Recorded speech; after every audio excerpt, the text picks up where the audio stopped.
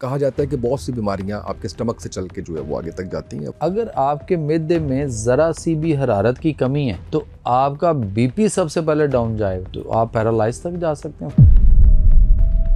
गर्मी तरी मिद्दे के अंदर पैदा रखें। और वो कैसे करना है? सबसे पहले तो सुबह हम ज़मीन पे वो उकड़ू बैठ के चुस्कियाँ लेकर पिएं। मेहनत बड़ी करते थे, सुबह सुबह खेतों में जाते थे, 12 बजे तक टिका के काम करते थे, पसीना बहाते थे। आज हम एसीओ में बैठे हुए हैं। तेजाबियत बहुत होती है, गैसेस बहुत बनती हैं, उनके लिए ये है खाने के साथ छोड़ दें। कोविड की वैक्सीन लगवाई थी ना, उसके बाद जिन जिनको लगी उनको सबको हार्ट अटैक होना है। रिसर्चर्स स्कॉलर्स का ये कहना है जिन खित्तों में वैक्सीन करवाने का रवाज ज्यादा है उन्हीं मुल्कों में कैंसर की वो कहते हैं शरह बहुत ज्यादा।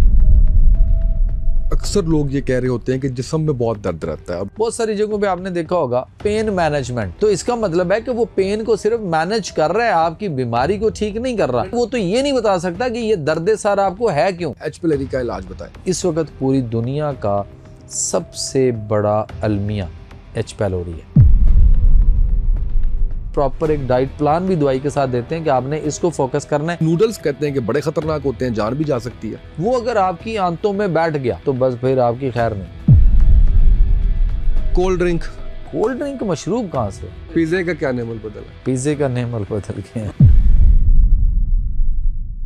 बिस्मिल्लाहिर्रहमानिर्रहीम, अस्सलाम वालेकुम। आप देख रहे हैं उसामा तैयब पॉडकास्ट में। उसामा तैयब आपकी खिदमत में हाजिर हूँ। हमारे बड़े प्यारे मेहमान डॉक्टर जमील मेहरवी साहब, उनसे हमने तीसरी बार गुजारिश की और इतनी गुजारिशात इनसे हमने करनी है कि हमें तादाद भूल जानी है कि कितनी भी गुजारिश हमने की है, क्योंकि हम लोग जो पॉडकास्ट करते हैं उसका सरीहन मकसद ये होता है कि आपको गाइड कर सकें, आपको बता सकें और सेहत के हवाले से या मजहबी मामलात के हवाले से ये दो डोमेन्स के अंदर आपको जितनी गाइडलाइंस दे सकें वो दे सकें। हमारे प्लेटफॉर्म्स का मकसद ही ये है।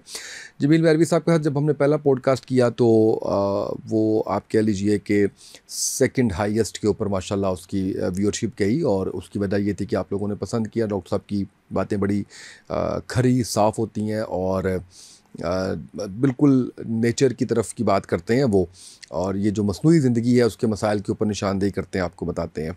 तो आज हमने इनसे गुजारिश ये की है कि हमें कुछ होम रेमेडीज़ बताइए, कुछ चीज़ें ऐसे। लास्ट टाइम तो जो इन्होंने बातें की थी उससे खौफ तो बहुत आया था हमें भी, आपको भी, सबको। आज कुछ हम इनसे जानने की कोशिश करेंगे कि हमें कुछ ऐसी चीज़ें बताएं जिनसे हम कुछ बीमारियों से बच सकें, वो हम जानने की कोशिश करेंगे। डॉक्टर साहब, थैंक यू सो मच। कैसे हैं आप? अल्हम्दुलिल्लाह सर, आप सुनाइए। अल्लाह का शुक्र है, आपको उम्र की बहुत बहुत मुबारकबाद। खैर मुबारक। अल्लाह कबूल करे, और मैं शुक्रगुजार हूँ। आपने वहाँ से मुझे कॉल की, मुझे बड़ा अच्छा लगता है जब कोई शख्स वहाँ से कॉल करता है तो इतने उसमें जिसमें आप इबादत में मशगूल होते हैं, जिसके अंदर आपका स्केजुअल में ज़्यादा से ज़्यादा आपका ध्यान होता है कि इबादत कर ली जाए और अल्लाह को मना लिया जाए, माफ़ी तलाफ़ी कर ली जाए, तो वहाँ पे अगर आप किसी को याद आते हैं तो इसका मतलब है कि आप मैटर करते हैं उसके लिए। तो मुझे बड़ी खुशी हुई कि आपकी मुझे कॉल आई। तो हम थोड़ा सा जो आज डिस्कस करना चाह रहे हैं वो ये डिस्कस करना चाह रहे हैं कि कुछ हमें रेमेडीज़ ऐसी पता चल जाएँ जिससे हम आने वाली बीमारियों से बच जाएँ।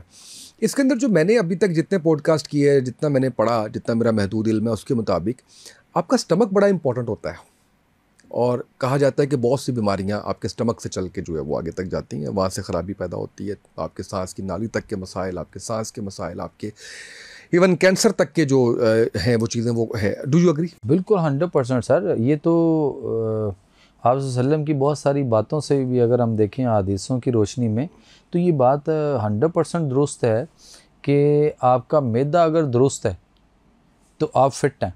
अगर आपके मैदे में ज़रा सी भी हरारत की कमी है तो आपका बीपी सबसे पहले डाउन जाएगा।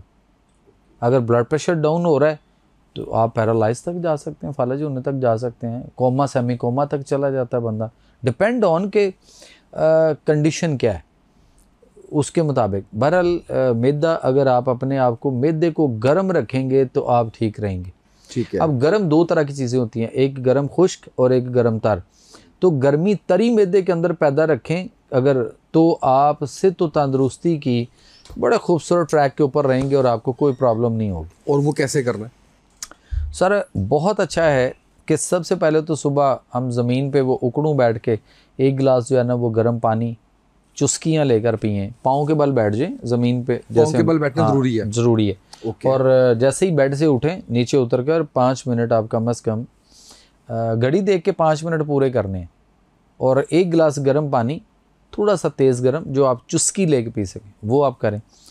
और ज़्यादा अगर आपने अपनी लाइफ को अच्छा करना है, बुढ़ापे के असरात को कम करना है, आप एज में उतने ना लगें जितने आप हैं, एज से कम लगें, और आप फिट फाट से तंदुरुस्त वाली लाइफ पे अगर आप होंगे, तो उसी गर्म पानी के अंदर अगर आप 1 चम्मच देसी घी डाल के उसको अच्छी तरह उसमें ज़रा फेंट दें गरम गरम पानी में, और फिर उसकी चुस्कियाँ लेकर उसी तरह बैठ के पिएं, तो आपके बहुत सारे मसाइल हल हो जाएंगे।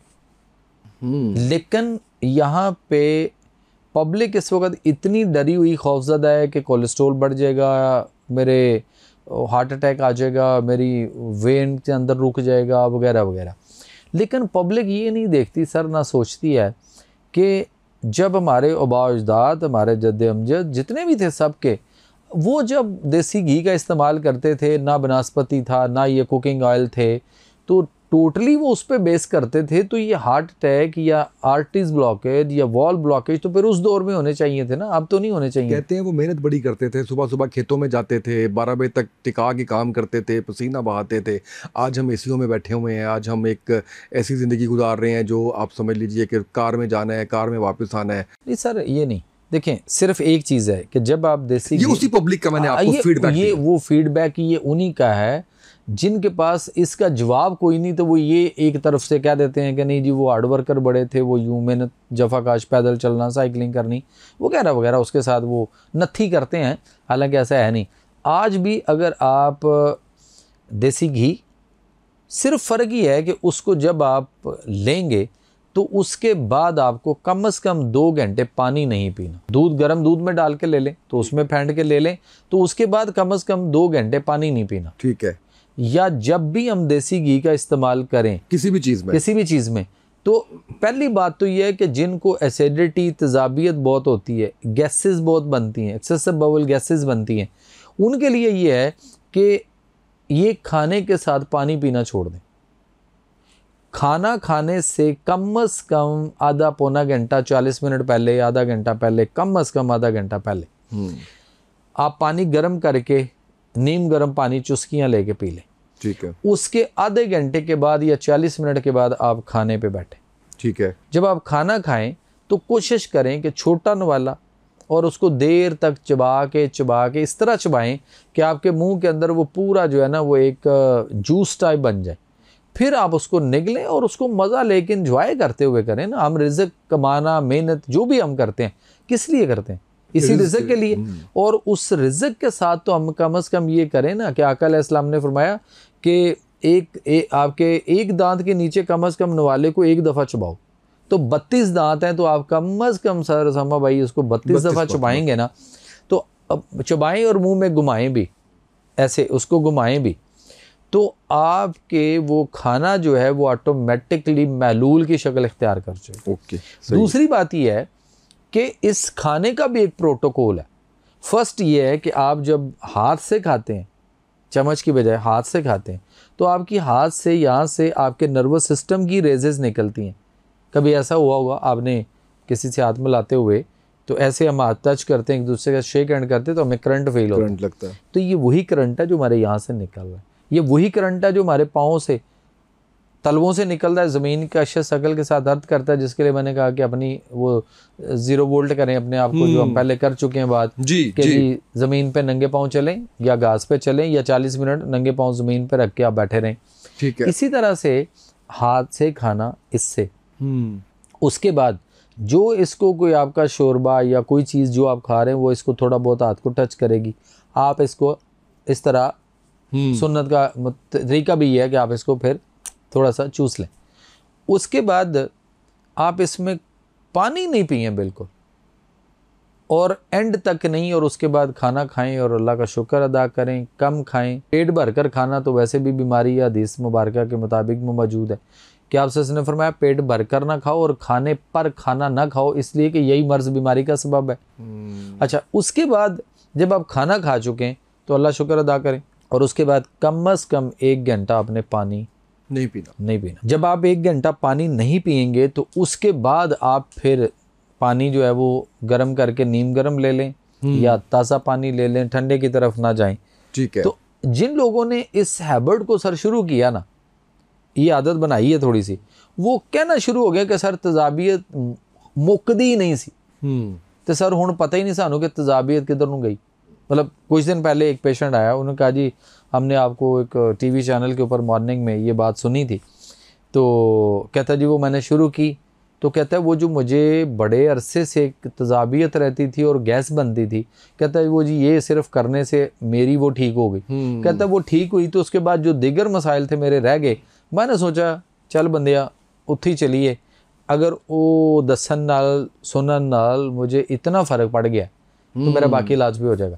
बिल्कुल सही। तो इस तरह से हमें ना जो ज़िंदगी करने का तरीका अल्लाह ने दिया ना, हमें उसको इख्तियार कर। बिल्कुल ठीक है। तो स्टमक के लिए आप कह रहे हैं कि ये सबसे बेहतरीन अमल, सबसे बेहतरीन ये अमल है। उसके बाद चबा चबा के आराम से खाएं। प्रोटोकॉल उसका ये है खुराक का कि जब हम उसको मुंह के अंदर चुबाएंगे, घुमाएंगे, तो आपके मुंह के अंदर मुख्तलिफ किस्म के सलाइवा और एंजाइम्स, ठीक है, खुराक को मुंह पे यहाँ से आके उन्होंने इस गेटवे से उसने उसको वेलकम करना है और वो यहाँ से शामिल होने। अगर हमने यूं किया कि ये हमने नवाला डाला मुंह में किया और उसके बाद निकल गए, तो जो इंजाइम्स यहाँ आके उस नवाले को या उस खुराक को जिसने उसमें शामिल होके आगे लेके जाना था प्रोटोकॉल के साथ, इज्जत आबरू के साथ, वो उसमें शामिल ही नहीं होने दिया हमने, तो फिर आपका मैदा क्या करेगा, उसमें वो चीज़ें ही नहीं आई और वो इंजाइम्स आपकी बॉडी में यहीं से ही आने हैं। डॉक्टर साहब ये बताएं कि यंग एज में इस वक्त हार्ट अटैक्स बहुत ज़्यादा हो रहे हैं जी। अच्छा, एक तो उसकी बहुत बड़ी वजह जो लोग आपस में चाय मगोइयाँ करते हैं वो ये करते हैं कि जी लाइफस्टाइल की बात छोड़ देते हैं, वो तो है ही है लाइफस्टाइल का कहना, मोटापा वो सारा वो वजूहात तो आम फहम उसमें है, लेकिन वो कहते हैं जो कोविड की वैक्सीन लगवाई थी ना उसके बाद जिन जिनको लगी उनको सबको हार्ट अटैक होना है। आपकी इस पर रिसर्च, आपका इस पर इल्म क्या कहता है? देखिए सर, एक चीज़ कन्फर्म है कि वैक्सीन जब भी किसी भी चीज़ की आती है, वैक्सीन का मतलब होता है कि मिसाल के तौर पे अगर किसी को कोई प्रॉब्लम आनी है तो वो समझता है कि इस तरह की एक चीज़ वबाई कह लें या कुछ भी ऐसी जो यूं फिर रही है और एक दूसरे को एडिक्ट कर रही है, उस थ्योरी के मुताबिक, मेरी थ्योरी नहीं, उस थ्योरी के मुताबिक, तो वो कहते हैं कि उस तरह की जैसे हेपेटाइटिस, उसके लिए वो कहते हैं जी वैक्सीन लगवाएं, आप महफूज रहेंगे। लेकिन वो वैक्सीन, कोई भी वैक्सीन, उसका रोल ये है कि वो आपकी बॉडी के अंदर जाती है तो उसने आपके जिस्म के अंदर सेम ऐसे सिमिलर एक फोर्स आपको बाहर से दे दी गई और वो वैसी है। अब जब आपको बाहर से उस बीमारी का अटैक आएगा तो वो आपकी बीमारी जब अटैक करेगी किसी चीज़, किसी वायरस या किसी भी चीज़ की वजह से, तो उस जैसी हमने एक फोर्स, एक फौज हमने वैक्सीन की शक्ल में बॉडी के अंदर भेजी हुई है। वो उसको देखकर पिक करके ये उसके साथ लड़ पड़ेगी, ओके, और ये उसको ख़त्म कर देगी, खुद भी ख़त्म हो जाएगी। ये वैक्सीन की थ्योरी है। अब सवाल ये पैदा होता है कि अगर फर्ज करें ऐसी कोई बीमारी ने आप पे अटैक ही नहीं किया तो फिर क्या होगा? वो जो वैक्सीन लगाई गई उसके अंदर जो फोर्स थी, उस फोर्स ने एक लिमिट तक, कोई टाइम पीरियड तो उसका होगा, चले मिनिमम ना सी मैक्सिमम कोई टाइम टाइम फ्रेम होगा। जब वो अपने टाइम फ्रेम को पूरा कर लेगी और उस दौरान तक अगर कोई बाहर से सेम वैसी बीमारी, कोई ऐसा वायरस आप में उसने अटैक नहीं किया, तो फिर ये जो वैक्सीन थी ये आपके अंदर सेम वही अलामात और वही बीमारी आपके लिए खड़ा करके एक नया अज़ाब बनाएगी। तो वैक्सीनेशन नहीं करवानी चाहिए। उससे क्या होगा कि फिर इसने आपको करना है, प्रॉब्लम करनी है, चूँकि वो चाहती है कि अब मेरा कोई दुश्मन आए। आपने एक पहलवान अंदर पाला, वो चाहता है कि लाओ किसी को मेरे मुकाबले में लाओ। अब नहीं कोई आया तो फिर वो क्या करेगा? वो तो फिर आपसे लड़ पड़ेगा। तो इसलिए बहुत सारे रिसर्चर्स, स्कॉलर्स का ये कहना है कि जिन मुल्कों में, जिन खित्तों में वैक्सीन करवाने का रवाज ज़्यादा है, उन्हीं मुल्कों में और कुछ ना सही तो कैंसर की वो कहते हैं शरह बहुत ज़्यादा। जो बीमारी अगर नहीं आई वो वाली, या मसला नहीं हुआ, तो फिर सेम ऐसी ही पोजीशन वो आपके लिए खड़ी कर देगी और फिर वो इलामात और वही मसले उसी तरह के आपको फील होंगे। और इसको जज करना भी बड़ा मुश्किल, आपको कोई ऐसा मॉलेज मिलेगा जो इतना इन चीज़ों को समझता होगा। तो वो पता है, उसको पता हो कि इसको वैक्सीन लगवाई गई और वैक्सीन बाहर से किसी बीमारी ने अटैक नहीं किया, तो अब इसकी वैक्सीन ही बीमारी बन के इसके खिलाफ हो गई है अंदर से। तो उसको टैकल करने के लिए भी सर उसी तरह का कोई बंदा होगा तो वो उसको, आपको उससे निकालेगा, तो वरना अदरवाइज वैक्सीन लगवानी चाहिए। अल्लाह के नबी सल्लल्लाहु अलैहि वसल्लम की हदीस है आपने फरमाया कि सहाबा को कि जो नमाजी नहीं आते या बीच में कोई नहीं होता, मिस हो जाता है, एक का दिन नहीं आता, तो पता किया करो अपने उस मुसलमान भाई का कि क्यों नहीं आया, नमाज के लिए क्यों नहीं आया, इसकी ये नमाज मिस क्यों हुई जमात के साथ। तो पता चला या पता चलता है कि बीमार होते हैं, कोई तकलीफ़ होती है, कोई और मुसीबत ना ज्ञानी आफत परेशानी, कहीं बिजी है। तो इस तरह फिर आपने फरमाया कि जो बीमार होता है उसकी तीमारदारी के लिए जाया करें। ठीक है जी। तो आप सल्लम ने एक दुआ अनायत फरमाई। आपने फरमाया कि जब आप किसी मुसलमान साथी को, मुसलमान को, किसी भाई को, आप जब किसी बीमारी में, दुख तकलीफ परेशानी नाज्ञानी आफत मुसीबत किसी में भी आप उसको जब देखें, मुब्तला देखें, तो आप ये दुआ पढ़ लिया करें। इवन चाहे वो बीमार हो या कुछ भी और मसला हो, तो आप ये दुआ पढ़ लिया करें। दुआ ये थी, अल्हम्दुलिल्लाहिल्लज़ी आफ़ानी मिम्मा अब्तलका बिही व फ़ज़्ज़लनी अला कसीर मिम्मन ख़लक़ा तफ़दीला। तो साहबा ने पूछा, या रसूल सल्लम ये दुआ तो हम पढ़ लेंगे, इसका फ़ायदा क्या होगा? तो आपने फरमाया, आप जिस मुसलमान को, भाई को, या किसी दुख तकलीफ़ बीमारी मुसीबत परेशानी में मुब्तला देखोगे, तो ये दुआ पढ़ोगे तो अल्लाह ताला उसको उससे रिहाई अता फ़रमा देंगे, उसके लिए आसानियाँ फरमा देंगे। कहा ठीक है। फिर साहबा ने पूछा, या रसूल सल्लम ये तो उसके लिए है, हमें भी इसका कोई अजर और सवाब मिलेगा? भाई हम जाएं, उसके घर जाएं, उसकी तीमारदारी भी करें, या उसकी जो भी मुश्किल परेशानी नाज्ञानी आफत मुसीबत जिसमें वो है, हम उसके लिए जाएं भी, जाके मिल के भी आएँ, उसकी हौसला अफजाई भी करें और साथ हम ये दुआ भी पढ़ें, तो हमारा जाना आना उसमें अल्लाह हमें कोई अजर देगा। तो आपने उस अजर का जो बेहतरीन फ़लसफ़ा जो रखा सामने, वो ये था, आपने फरमाया कि अल्लाह इसका अजर भी देगा, आपको सवाब भी देगा, अल्लाह आप पर राज़ी भी होगा। और इसके साथ साथ आपने फरमाया कि आप जिस मुसीबत परेशानी दुख तकलीफ़ बीमारी अजियत किसी भी चीज़ में, नागयानी किसी आफत में मुसीबत में, जब भी आप किसी को देखकर ये दुआ पढ़ोगे तो अल्लाह आपको आपकी पूरी ज़िंदगी क़यामत तक उस चीज़ से महफूज कर देगा। सर मेरे नज़दीक तो ये वैक्सीन है जो आपको बीमारियों से बचाती है और बेहतरीन रखती है। अब एक दुआ पढ़ने में क्या मामला आपका मुश्किल है। दूसरी बात यह है कि अच्छा उसमें ना उसामा भाई, एक डॉक्टर हरुना कैटिया नाइजीरिया के, वो उन्होंने 2003 में एक रिसर्च की थी और वो रिसर्च प्रूव भी हो गई, साबित भी हो गई, और उन्होंने तहकीक करके साबित करके पूरी एक टीम के साथ बैठ के तो उन्होंने वो चीज़ साबित कर दी कि ये गलत है। ठीक है। लेकिन उसकी आज तक तरदीद भी नहीं आई, उसकी आज तक तरदीद भी नहीं आई उस वैक्सीन के ऊपर। उसको सोच सिर्फ एक जो आई थी ना, जब उसका एक इंटरव्यू हुआ किसी जगह पे, वो रिसर्च वगैरह के पब्लिश हो जाने के बाद, तो उसने उसमें कहा था कि मुझे एक सोच आती थी और वो अल्लाह की तरफ से थी कि यहूद नसारा तुम्हारे खुले दुश्मन है, ये तुम्हारे कभी दोस्त नहीं हो सकते। तो कहता था कि मुझे सोच ये आती थी कि जब ये हमारे मुसलमानों के खुले दुश्मन हैं तो ये हमारे बच्चों के खैर खा कैसे हो सकते, मेरी और आपकी दुश्मनी हो कोई भी, तो ऐसा हो सकता है कि मैं आपके बच्चे के खैर खाऊं और आप मेरे बच्चे के खैर खाऊं? ये तो हो ही नहीं सकता। तो उसने उस सोच पे उसने एक वैक्सीन की रिसर्च करना शुरू की थी। 2003 में ये हो चुकी। लेकिन वो किस चीज़ की वैक्सीन थी और क्या था, ये बहुत बड़ा एक अलमिया है।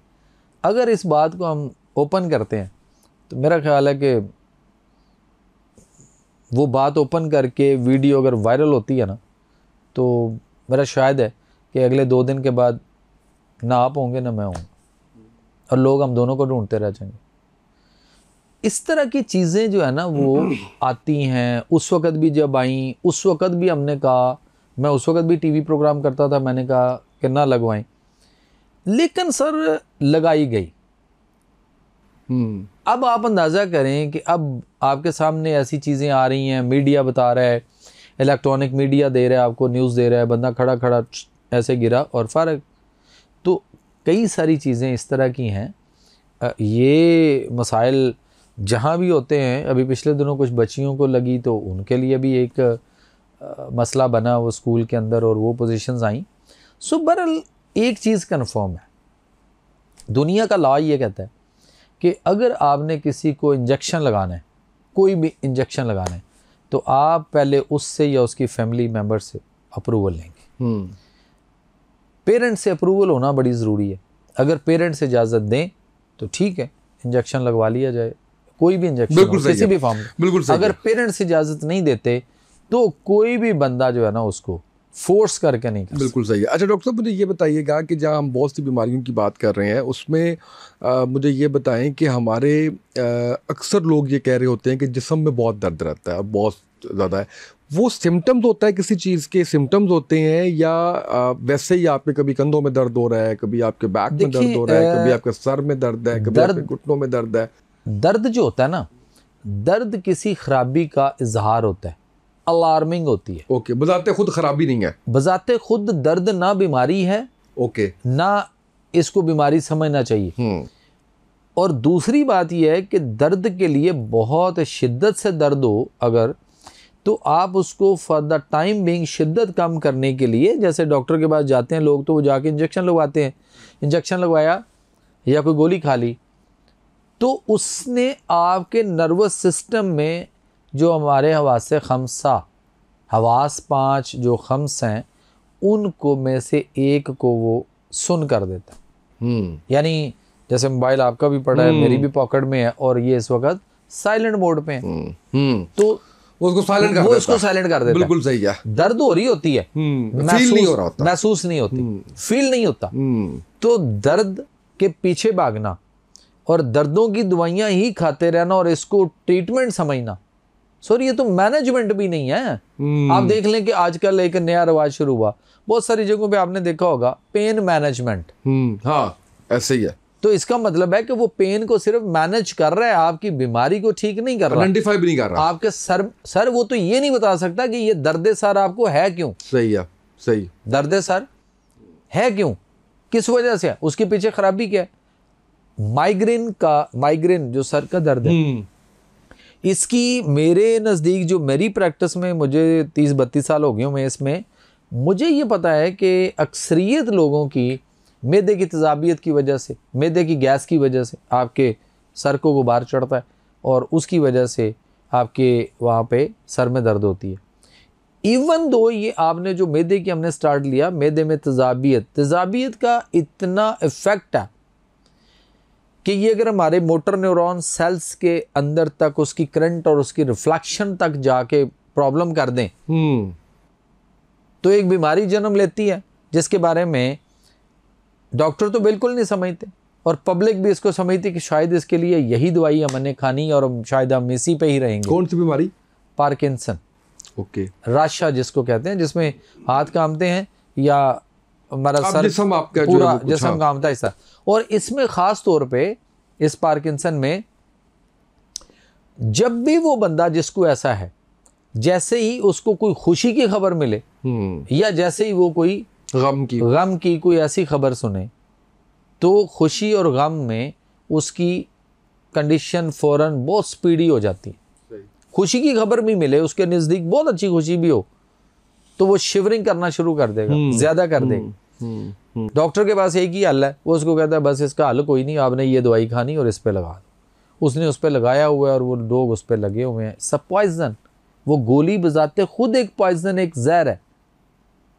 क्या करती है, जब हम खाते हैं तो वो आपके उसके जहरीले असरात आपके दिमाग पे, जहर का असर दिमाग पे ज़रूर होता है।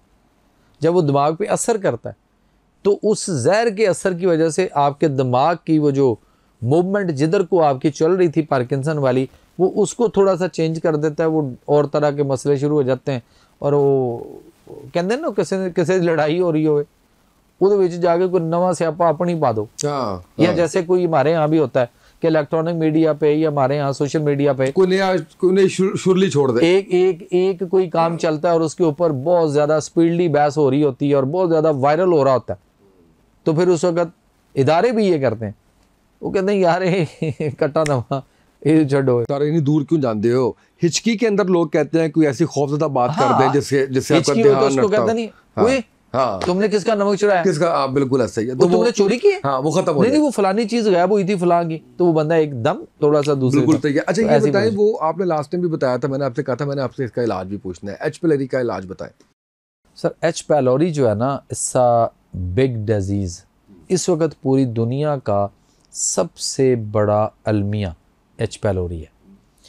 8 अरब इंसान है दुनिया में, और उसमें से 5 अरब जो है वो इस वक्त इसमें एडिक्ट हो चुके हुए हैं, अकॉर्डिंग टू WHO रिपोर्ट। वजूहात इसकी होती क्यों है? इसकी वजूहात ये है कि पहले हम इसके ना वो ज़रा सिम्टम्स पे आ जाएं, ताकि लोगों को पता चल जाए कि वो क्योंकि हमने पिछले पॉडकास्ट में किए थे, इसलिए मैं कह रहा हूँ कि हम जरा इस पे सिम्टम्स, ठीक है आप बताइए, लेकिन कोई नए भी सुन रहे होंगे ना, तो इसमें सबसे पहले डिप्रेशन, टेंशन, स्ट्रेस, एंजाइटी, गुस्सा, चिड़चिड़ापन, रोना धोना, परेशान होना, अजीब तरह की सोचें, वहम, तोमात, ख्यालात, डर, खौफ, घबराहट, घुटन, दिल की धड़कन कम ज़्यादा, जिन, भूत, जादू, टूणा, साया, साइकोलॉजिकल फैक्ट, नफ्सियात वाले डॉक्टर के पास हैं, डिप्रेशन एंटी डिप्रेशन मेडिसिन ले रहे हैं, कभी साइकोट्रिस्ट के पास हैं, कभी साइकोलॉजिस्ट के पास हैं, कभी जिन्नात वाले कभी बाबे के जिन्नात पास हैं। वाले बाबों के पास हैं। अच्छा, उसके बाद कभी हम मेंटल हॉस्पिटल में हैं, या हमें बाथरूम में बैठते हुए डर लगता है, कुंडी नहीं लगाते, by air by road travelling करना, बस में, गाड़ी में, घर से बाहर निकलेंगे मर जाएंगे, पता नहीं क्या हो जाएगा, इस तरह की जितनी कैफियत है ना, ये सारे के सारे एच पैलोरी के पेशेंट हैं। इवन बेऔलादी के अंदर भी बहुत सारे लोग हैं, वो कहते हैं जी हमारी तमाम मियाँ बीवी की रिपोर्ट्स क्लियर हैं, तमाम टेस्ट हमारे कराए गए क्लियर हैं, फिर भी हम साहिब औलाद नहीं हो रहे, तो उनके भी एच पिलोरी टेस्ट करा के देख लें, अगर वहाँ एच पिलोरी पॉजिटिव है तो उसकी वजह से भी वो साहिब औलाद नहीं हो रहे।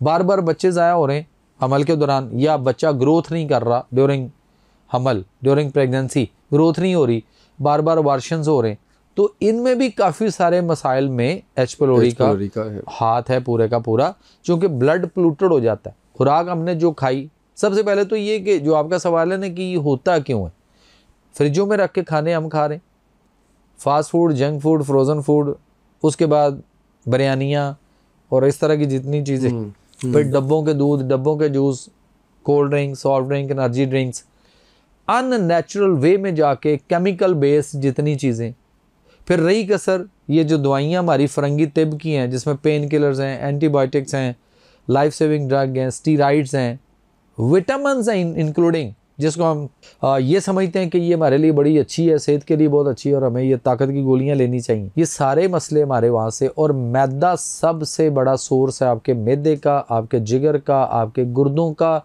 इवन दो आपके हार्ट अटैक का।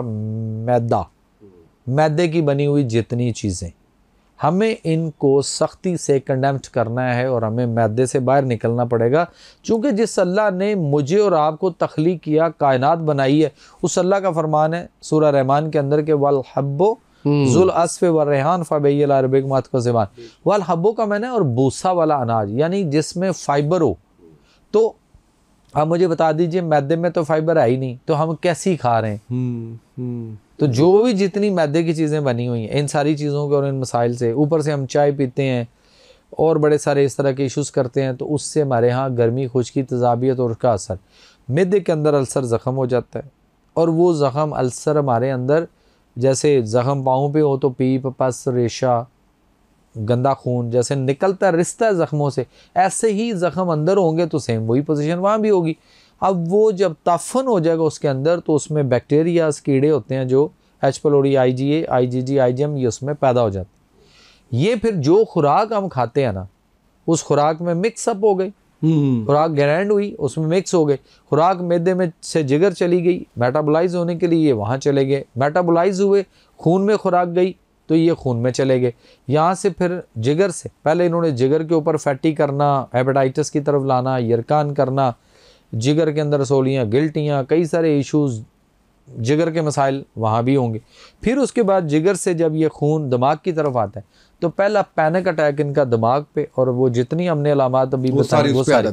फिर जब वो हार्ट की तरफ आया, तो हार्ट पे यहाँ पे चुभन, इस जगह पे या इस पूरे चेस्ट में पेन, उसके बाद बैक साइड पे या बाजू की तरफ, फिर हमने ECG करवाई, लॉट ऑफ टाइम हमने इको करवाई, मरीज़ बार बार जाके इको करवा रहा है, इको में भी कुछ नहीं आ रहा, और हार्ट बीट जरूर डिस्टर्ब हो रही है, और डॉक्टर क्या कर रहा है, डॉक्टर ने उसको इंड्राल पे लगा दिया, जो कि हार्ट अटैक आने के बाद और बाईपास हो जाने के बाद अगर दिल में धड़कन में कोई मसला हो या चुभन हो, कोई दर्द हो, तो फिर ये दी जा सकती है। वो वहाँ पे शुरू करवा दी जाती है उसको, वो भी कि चलो तुम ये भी खाते। तो इसलिए इसका टेस्ट है? हाँ, इसका टेस्ट है। इसका टेस्ट ये है कि अक्सर इसको डॉक्टर जो है वो लिखते हैं कि आप इसका स्टूल टेस्ट कराएं। तो कभी भी इसको पखाने में स्टूल में टेस्ट नहीं कराना चाहिए, नहीं तो आपका 10-11 हज़ार रुपया, 11,000-12 हज़ार आपका इसका सिर्फ स्टूल टेस्ट का है, वो ज़ाया हो जाएगा। इसलिए कि ये ज़्यादा खून में सर्कल कर रहे हैं। ये जो हम फुजला, जो हमारी खुराक फुजला की शक्ल में खारिज होनी है, जब वो छोटी बड़ी आंत की तरफ जाती है, अगर ये उसमें गया और आगे जो हमने स्टूल देना है लेबॉर्ट्री में, अगर वो सैंपल में अगर ये गया तो वहाँ उसमें चला गया तो लेबॉर्ट्री में आ जाएगा, और अगर ये गया ही नहीं तो आएगा कुछ। ब्लड भी टेस्ट? ब्लड में इसका एक स्क्रीनिंग मेथड है, वो बड़ा सस्ता सा टेस्ट है, 100-150 रुपये का टेस्ट है, लेकिन लेबॉर्ट्री वाले 500-700 हज़ार 1200-1500 जो भी ले लेते हैं। स्क्रीनिंग मेथड में कभी नहीं करवाना इसको। इसका ब्लड का एक ही टेस्ट है कि आप इसको ब्लड से बाय अलाइजा मेथड करवाएंगे। IgA, IgG और IgM, 3 ये टेस्ट होते हैं, उसमें पता चलेगा कि है या नहीं है या क्या पोजीशन है। एक और अलमिया है यहाँ पे, और वो है कि डॉक्टर जो है वो यहाँ पे बड़ा आजकल एक ट्रेंड बना दिया उन्होंने कि वो 40-45 हज़ार रुपये की इस वक्त एंडोस्कोपी है। उसके बाद एंडोस्कोपी की, कैमरा अंदर डाल के देखा कि वो मैदे में ज़ख्म अल्सर तो नहीं है। और भाई इतना ज़ियत दे के, इतने पैसे लगा के अगले के, फिर भी आपने क्या करना है, आपने कहना है क्रोनिक गैस्ट्राइटिस, इससे ज़्यादा तो कुछ नहीं लिखता। नतीजतन बाकी जो भी ब्रीफिंग देगा, एंड पे नतीजा कंक्लूजन में जो लिखा होगा वो लिखा होगा क्रोनिक गैस्ट्राइटिस। आप उसकी ज़ुबान देख लें, उस पर कट्स हैं, क्रैक्स हैं, तो वो मैदे के अल्सर का छप्पड़ आपने देखे होंगे। आप जो ये भी कहते हैं ना कि जुबान देख के सारी बीमारियों का पता चलता है, एच पिलोरी का भी पता चल जाता है। आप ये देखें, मैं इसकी मिसाल देता हूँ ना, एक एग्जाम्पल के साथ आते हैं। देहातों में छप्पड़ होते थे, छप्पड़, तालाब, जोहड़, जिनमें बारिश का, नालियों का गंदा पानी आगे खड़ा होता था। सर जब गर्मी बहुत पड़ती थी जून जुलाई में, तेज़ धूप और रोशनी और गर्मैश की वजह से पानी उड़ता था, वो आहिस्ता आहिस्ता तालाब खुश्क होता था, फिर कीचड़ बढ़ाया जाता था, फिर उस पर और मज़ीद गर्मी पड़ती थी तो वो कीचड़ भी खुश्क हो जाता था।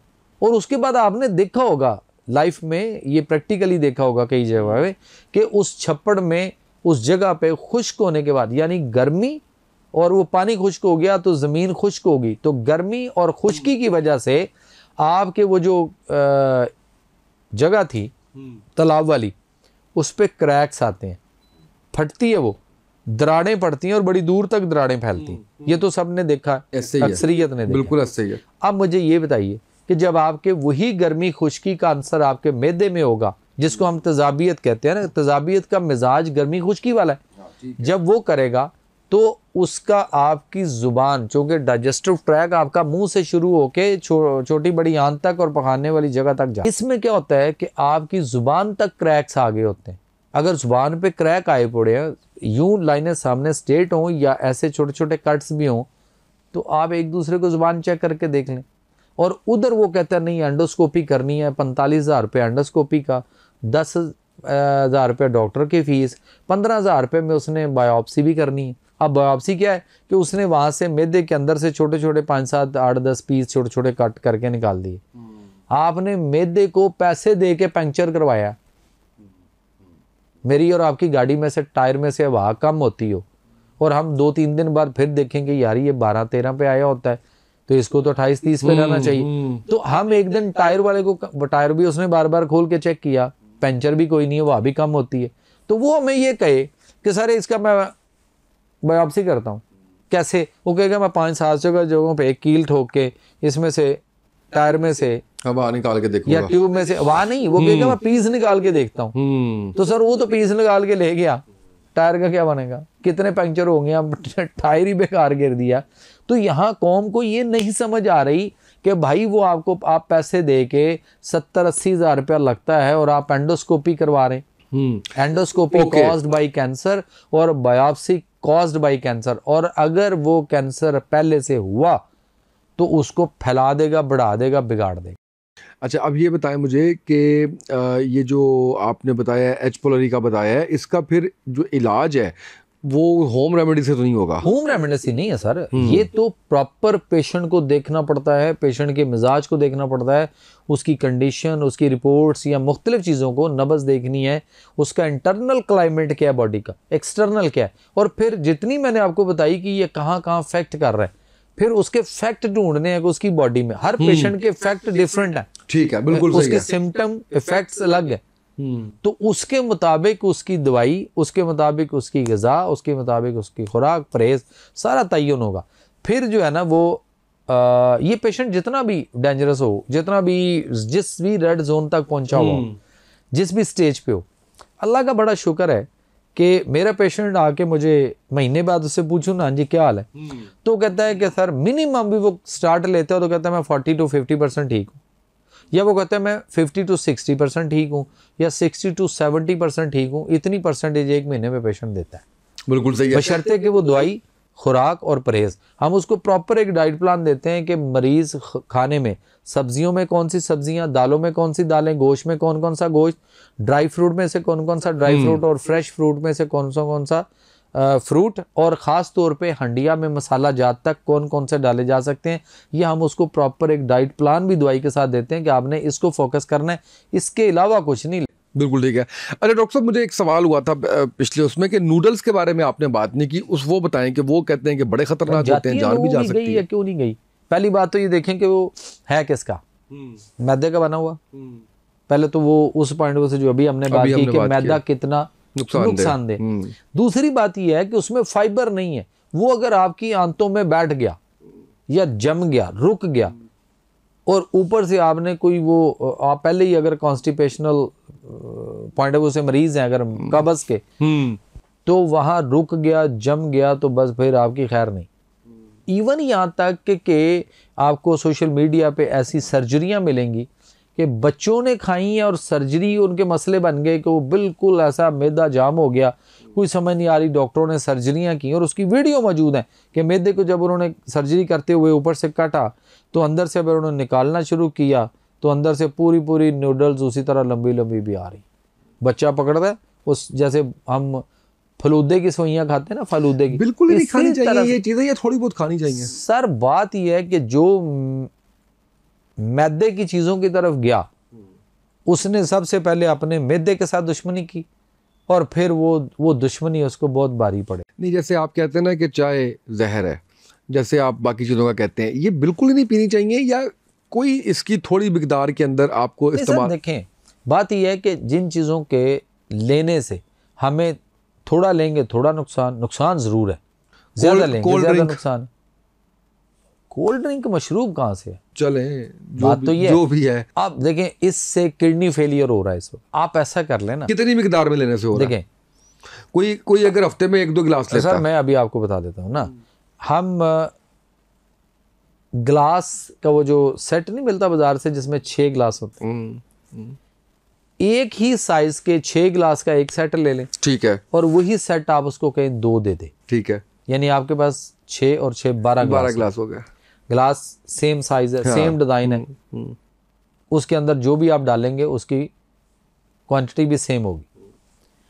आप इधर 6 गिलास खोल लें डब्बे में से और इसमें से आप डिफरेंट कोल्ड ड्रिंक जो भी हैं, वाइट हैं, ब्लैक हैं, ऑरेंज हैं, ब्लू हैं, रेड हैं, जो भी हैं, इन 6 गिलास में डाल लें।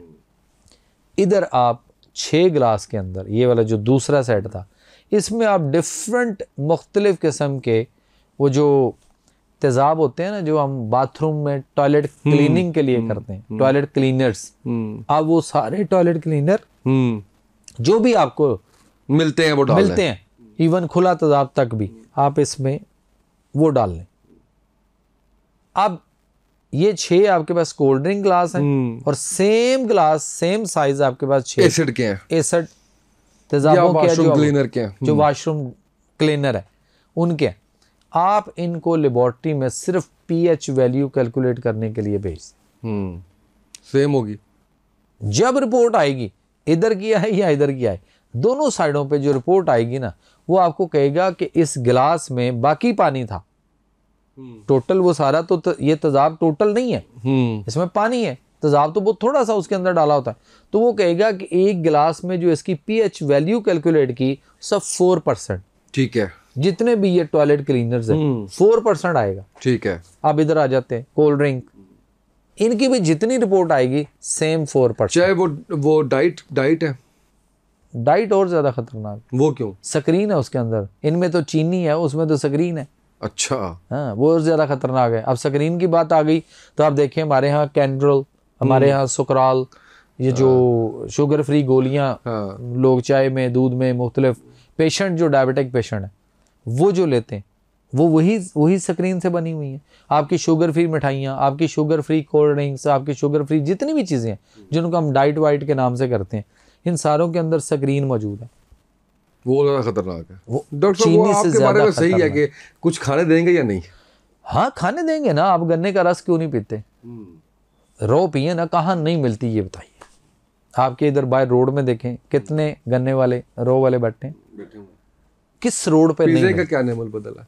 हाँ, पिज़्ज़े का नेमल बदल गया। बताए ना, आप बताने आए हैं तो बताए। पिज़्ज़े का नेमल बदल ये है कि किसी दौर में हमारी माएँ जो हैं वो मिस्सी रोटियां बनाया करती थी, बनती थी ना, खाई भी होंगी। बेसन की रोटी होती थी, तंदूर की, वो जिसमें हम प्याज व्याज ये चीज़ें काट के उस तरह से होता था। उसके बाद हमारे यहाँ और मुख्तलिफ किस्म की रोटियां, जौ की रोटी थी, बाजरे की रोटी थी, मकई की रोटी थी। हमने उस रोटी को मैदे पे रख के उसके ऊपर जो दिल किया हमने लगा लगू के हमने उसके पिज़्ज़े वगैरह कर दिए। और हम फिर उसी, यानी अल्लाह कुरान में मना फरमा रहा है कि भूसे वाला अनाज लो, इसके अलावा नहीं लो। सर, जो आपका मोबाइल कंपनी ने जो कहा है, अगर कंपनी ने कहा है कि ये पानी में ले जाओ तो आप ले जाओ, कोई मसला नहीं। लेकिन अगर कंपनी कहती है ये पानी से बचाना है तो आप पानी में लेके जाओगे? बिल्कुल नहीं। तो क्या होगा? खराब हो जाएगा। तो अल्लाह ताला ने आपको, मुझे, कायनात को जिसने पैदा किया है उसने रहन सहन, तर्ज़े जिंदगी करने का तरीका, गुजारने का नहीं, जिंदगी करने का तरीका दिया हुआ है। हम उस करने के तरीके से वाकफ नहीं है, और अगर हम बताने की कोशिश कर रहे हैं और तो जनाब सुनना पसंद नहीं करते तो क्या करें? ये सुन तो रहे हैं, आपको सुन रहे हैं। चलें क्लोजिंग की तरफ आते हैं। डॉक्टर साहब, बहुत शुक्रिया आपका, आपने इतनी अच्छी अच्छी चीज़ें जो है वो बताएंगे और आपने इतने अच्छे तरीके से डराया है हमें। फिर से एक दफ़ा हम डर गए हैं, और आप लाजमन अगली दफ़ा जो है वो आपने मज़ीद मुतबादल हमें बताने हैं चीज़ों के। मुतबादल हर चीज़ क्या है? देखें, आप देखें ना, इस वक्त लोग विटामिन्स पे हैं, वो कहते हैं मल्टी विटामिन्स और मुख्तलिफ चीज़ों पे हैं। आप देखें कि मैंने एक चीज़ दी है, वो पब्लिक को, लोगों को पसंद आई, लोगों ने बनाई है, की है उसको, जिन्होंने शुरू की और उनका जी वाह कमाल है सर, ये पहले किधर थे आप? एक पाव खजूर ले लें, उसमें से गुठलियाँ निकाल दें, गुठली निकाल कर बाद में खजूरों का वज़न करना है, एक पाव। बादाम साबित लेकर आएँ, उनको तोड़कर, शर्त ये है कि आप बादाम तोड़कर छिलके में से फ्रेश गिरी निकालें। गिरियाँ निकालने के बाद उनका वज़न कर लें एक पाव। दोनों को चट्टू बट्टे में डाल लें, अच्छी तरह कूट के ना उसको यक जान कर दें कि ना आपको खजूरों के गूदे का पता चले, ना आपको बादाम की गिरियों का पता चले, उसमें से इस कदर मैश हो जाए, मिक्स हो जाए। फिर उसके बाद आप उसमें एक पाव शहद डाल दें और इसको मिक्स कर लें। इससे अच्छी आपके लिए और ताकतवर मल्टीविटामिन्स और आपकी जोड़ों, पट्ठों, हड्डियों को मजबूत करने में, आपके बहुत सारे मामलात को, ये यूं कह लें कि अगर इसको आबे हयात कह लें तो कम नहीं होगा। ये इस तरह की एक चीज़ बनेगी, और ये बहुत सारे लोगों ने जिन तक ये बात पहुंची, उन्होंने इसको, जिन्होंने बनाया, शुरू किया। इटली साइड से मुझे एक दिन कॉल आई है खातून की, कहती है बेटा कमाल है जी। मैं कहा जी क्या हुआ? कहती है आपकी ये बात मेरे तक वायरल होके पहुंची, मैं काफ़ी देर से देख रही थी आपको, और मैं सोचती थी कि मैं कब पाकिस्तान जाऊंगी और मैं आपको मिलूंगी और मेरे कुछ मसले हैं मैं वो हल कराऊं। कहती यूरोप शेंजन में है वो, यूरोप कहती मैं सारा फिर चुकी हूँ, बल्कि डॉक्टर वेख के मैनू कह देंगे ने आ गई ये ना ठीक होना ना साढ़े लिए मसले ने। कहती मैं उनसे कहती हूँ कि और दसो तुसी की करना, मैं होर कोई चीज़ दवो की करना। वो सारियां दवाइयां थोड़ियां खा लियां ने ते लॉट ऑफ टाइम ਤੁਹਾਡੇ को मैं चक्कर लाए नहीं ठीक हो रही। कहती मैं सोचती थी मैं पाकिस्तान जाऊं, कब जाऊंगी, कब आपसे मिलूंगी और मैं कुछ करूं। कहती एक वीडियो मेरी आपके पास आई जिसमें आपने कहा कि ये आप सल्लम की पंजीरी है और ये जो मैंने अभी दी, तो कहती मेरे जहन में आया कि मैं इसको ना इस्तेमाल करूं। कहती मैंने वो चीज़ें ला के खुद ही कुट कट के मैं बना के तैयार कर ली। कहती है वो कहती है जी मैंने खाई है। कहती सर 3 हफ्ते मैंने अभी मुझे हुए खाते हुए। तो कहती है जी कि मुझे कमाल है। कहती अब मैं तहज्जुद बड़े आसानी से पढ़ रही हूँ और कहती तहज्जुद के लिए उठती हूँ और जब मैं तहज्जुद पढ़ती हूँ हाथ उठाती हूँ, पहले आपके लिए दुआ है, अपने बच्चों के लिए बाद में करती हूँ। कहते मेरे इतने मसले उसको खुद बनाकर खुद ही हल हो गए। मैं जो चीज़ दूंगा वो कौम को वो दूंगा जो वो मैक्सिमम जो लोग कर सकते हैं। बिल्कुल ठीक है। जिन चीज़ों को किसी में करने में ये हो कि ये कुछ के मिजाज पे आएगी और कुछ के नहीं आएगी, तो वहाँ मैं इसलिए नहीं करता क्योंकि यहाँ कौम सारी बना के उसको कर जाती। बिल्कुल ठीक है। ये जो आपने अभी बताया है, मुझे ये बताएं कि ये शुगर के पेशेंट भी ले सकते हैं? हाँ ले सकते हैं। देखें शहद खालिस होगा ना उसामा भाई, तो ये शुगर फ्री है, बल्कि डाइट है, डाइट है। शुगर बजाते खुद डाइट है और बहुत अच्छा नेचुरल है। बिल्कुल ठीक है। एक चम्मच बड़ा टेबल स्पून जो होता है ना, 1 टेबल स्पून शहद जो होता है उसके अंदर 0.4% शुगर है और जो हम खालिस गंदम के आटे की रोटी ले रहे हैं उसमें 4% शुगर है। ओके, बिल्कुल सही है। डॉक्टर साहब अगली दफ़ा मैंने आपसे जो है वो मज़ीद ऐसे कोई नुस्खे लेने हैं जो आप बताएंगे जिससे कोई आप कह लें कि सेहत के ऊपर अच्छे असरात जो है वो आएंगे। रेडी हैं? बिल्कुल ठीक।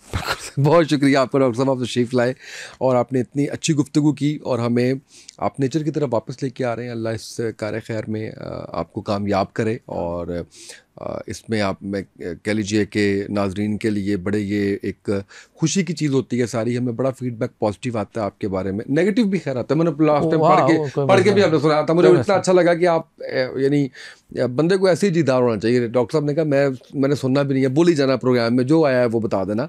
तो पॉजिटिव बहुत ज़्यादा और थोड़ा बहुत नेगेटिव भी उसके अंदर आता है, हमने उसके भी सारे जवाब दिए थे। आज के पॉडकास्ट से इतना ही, इजाज़त दीजिए, अल्लाह हाफ़िज़।